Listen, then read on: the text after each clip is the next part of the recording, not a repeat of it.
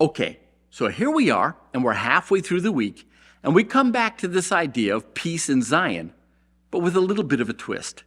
Stay with me. Right now, you and I live in a world that is coming apart at the seams. And as of this recording, there are major wars taking place in Europe and the Middle East, and God's people, they're affected by it. There are famines and droughts that are causing, get this, both the Amazon and the Euphrates to run dry.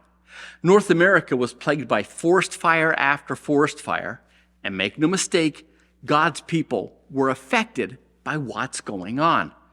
Now add to this the political divisions, the war that's taking place on Christianity, the family, and our children. Let's be honest here. The one thing that God's people seem to be losing is peace.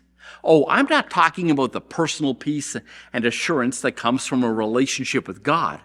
I'm referring to the fact that there is trouble in this world and God's people are affected by it. So why is that?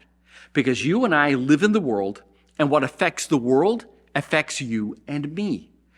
This is why God told Israel to pray for the nation of Babylon while they were in captivity there.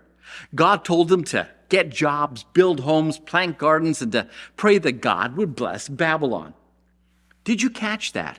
Why in the world would they want to pray for the very nation that took them from their homes and made them captives? Here's why God told them to pray for Babylon. Because what blessed Babylon would bless God's people because they lived in Babylon.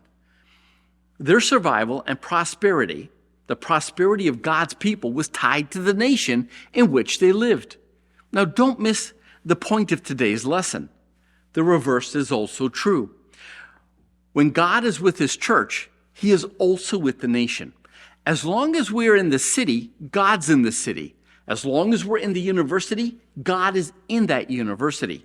As long as we are working for that company, God is in that company. Do you see the connection?